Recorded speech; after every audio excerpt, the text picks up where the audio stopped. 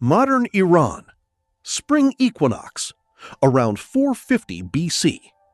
The morning sun rises over a massive stone terrace at the foot of the Mountain of Mercy. 23 delegations climb a monumental staircase carved into polished limestone. Armenians carry silver vessels shaped with griffin handles. Babylonians bring woven textiles dyed in deep blue and crimson. Indians carry fragrant oils in carved jars.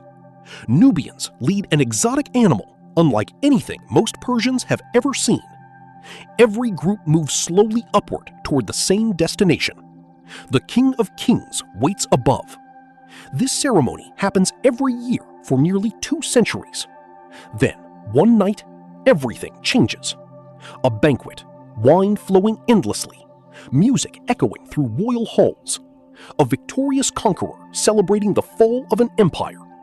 And in the middle of that celebration, a woman rises. She takes a torch. By sunrise, one of the greatest cities of the ancient world is burning.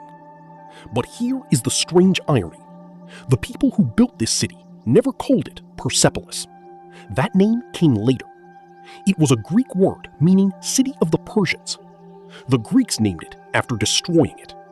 The Persians called it Parsa. Today, we remember it through the language of its conquerors.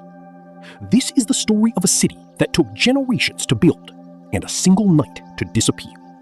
The dream of an empire. The story begins with a man named Darius. In 522 BC, Darius seized the throne of the Achaemenid Empire after political chaos and civil war. By the time he secured power, Persia already controlled the largest empire the world had ever seen. Its borders stretched from the Indus Valley to Egypt, from Central Asia to the Mediterranean. More than 50 million people lived under Persian rule. 23 provinces, known as satrapies, paid tribute to the empire. Darius already had several capitals. Babylon handled administration. Susa served as a winter residence. Ecbatana became the summer capital. But Darius wanted something different. Not another political center. He imagined a ceremonial city, a place where the entire empire could gather once every year, a stage where unity could be displayed before the world. In 518 BC, construction begins. Darius chooses a plain in modern-day Fars province in Iran, at the base of a mountain called Ku-e-Rahmat, the Mountain of Mercy. His engineers designed something extraordinary, a vast artificial platform cut into the landscape, 13 hectares of raised stone, walls reaching up to 18 meters above the plain. This is not a fortress. The walls are too low. There are no defensive towers. This city is not meant to resist attack. It is meant to impress, to dominate visually, to make every visitor feel small. The stone comes from nearby quarries. Dark limestone blocks are carved with astonishing precision. The platform is filled with mud brick and reinforced with stone retaining walls. Everything is engineered to last forever. The workers who built Persepolis. For centuries, people assumed Persepolis was built by slaves. But archaeology tells a very different story. In the 1930s, excavations uncovered tens of thousands of clay tablets. They were not royal inscriptions. They were payroll records.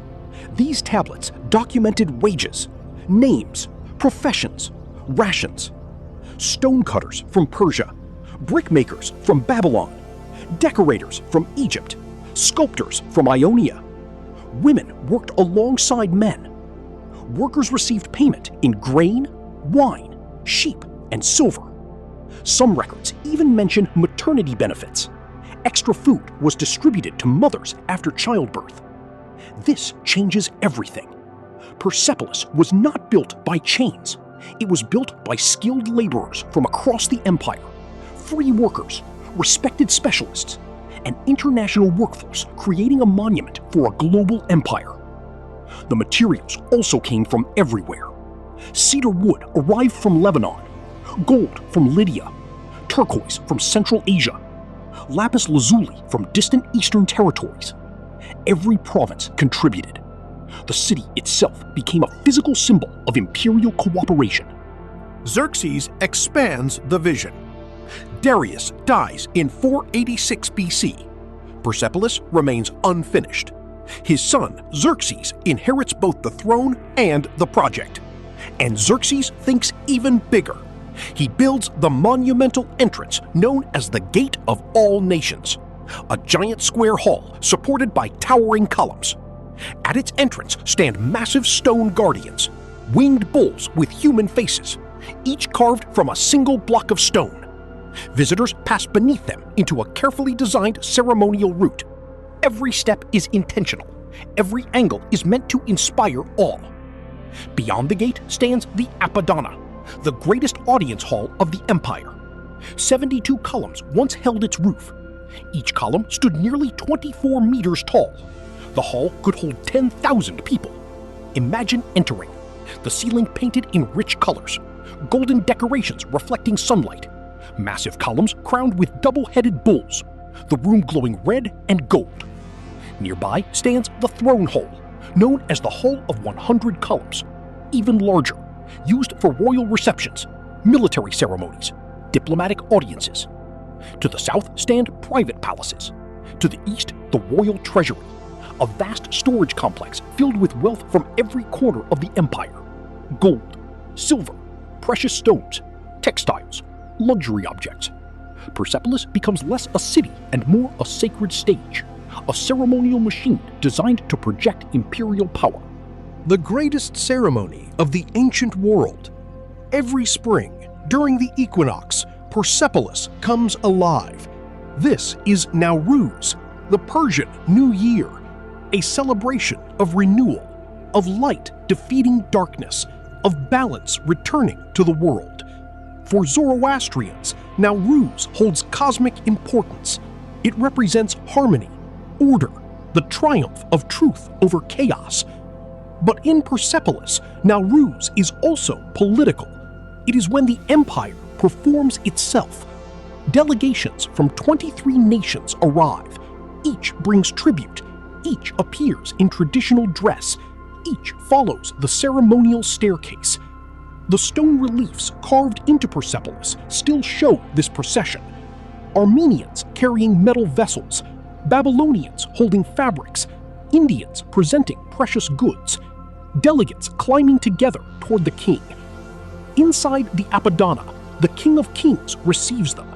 But this is not simple taxation. The Persians practiced reciprocity. Visitors bring gifts. The king gives gifts in return. Bracelets, jewelry, fine cloth, honor, status. The empire reinforces loyalty through ceremony. Later come the feasts. Thousands are fed. Records show workers receive extra rations, meat, wine, grain. For a few days each year, Persepolis becomes the center of the known world, an empire gathered in one place, a perfect symbol of unity. And this continues for nearly 200 years. Then Alexander arrives. Alexander the Conqueror. In 334 BC, a young Macedonian king invades Persia. His name is Alexander, only 22 years old, brilliant, ambitious, relentless. Over 4 years, he defeats Persian armies again and again, at Granicus, at Issus, at Gaugamela. The Persian king Darius III flees. The empire collapses. Alexander captures Babylon, then Susa. Then he marches toward Persepolis. In early 330 BC, the city surrenders. No final battle, no resistance. The treasury keeper opens the gates. Alexander enters. What he finds shocks him. Along the road near Persepolis, he discovers hundreds of Greek artisans, mutilated, crippled, kept alive for their skills. Their injuries prevent escape. Alexander becomes furious. He sends them home with gifts. But something changes inside him. The conqueror now sees Persia not only as a defeated enemy, but as a civilization responsible for cruelty. He stays in Persepolis for months. His army loots the treasury. Ancient historians describe unimaginable wealth, gold and silver beyond calculation, thousands of animals required to transport it. The Macedonian soldiers live inside royal palaces. They feast where Persian kings once sat. They celebrate victory. Then comes the night that changes history. The night Persepolis burned. Spring 330 BC. A royal banquet fills the palace. Wine flows endlessly. Music echoes through the halls. Alexander celebrates conquest. Among the guests is a woman named Thais, an Athenian companion, educated, intelligent, influential. At some point during the celebration, she stands. The room falls silent. She reminds the Greeks of Xerxes, of the Persian invasion, of Athens burned generations earlier. She proposes revenge. Destroy the palace. Destroy the symbol of Persian power. Alexander agrees. The banquet becomes a procession. Torches are lit. Music plays. The crowd moves through the palace, toward the residence of Xerxes. Thais throws the first torch. Alexander follows. The cedar wood ignites instantly. Dry beams imported from Lebanon become fuel. Flames race through the halls. Roof supports collapse. Heat cracks stone. Smoke fills the sky. The fire spreads to neighboring structures. The Apadana burns. The treasury collapses. Columns blacken. Gold melts. By morning, Persepolis is dying. The city burns for days. Centuries of labor erased. The aftermath. Archaeologists later uncover thick ash layers. Burn marks remain visible on surviving stone. The palace of Xerxes suffers the greatest destruction. Some structures survive partially, others disappear completely. Ancient historians disagree about why Alexander allowed it. Some say revenge. Others blame drunken celebration. Perhaps it was both. Years later, some sources claim Alexander regretted his decision.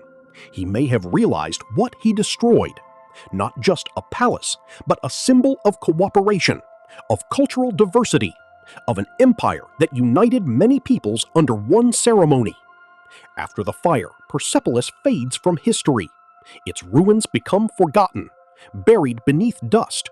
Only local memory survives. Then, in the 20th century, archaeologists rediscover it. Stone reliefs emerge again. Columns rise from the earth. The faces of delegates still visible. Their clothing, their gifts, their expressions, frozen forever in stone. Today, Persepolis is a UNESCO World Heritage Site. Visitors walk through the Gate of All Nations. They climb the same staircase. They see the same carvings. The city may be gone, but its message remains. Empires built only on conquest disappear quickly, but ideas built on cooperation survive. Persepolis burned, yet Nowruz still survives. Every spring, millions celebrate the same renewal that once filled these halls. Stone can burn, wood can collapse, cities can disappear, but memory lasts longer than empire. And Persepolis still speaks, not through fire, but through silence, and through the ruins that remain.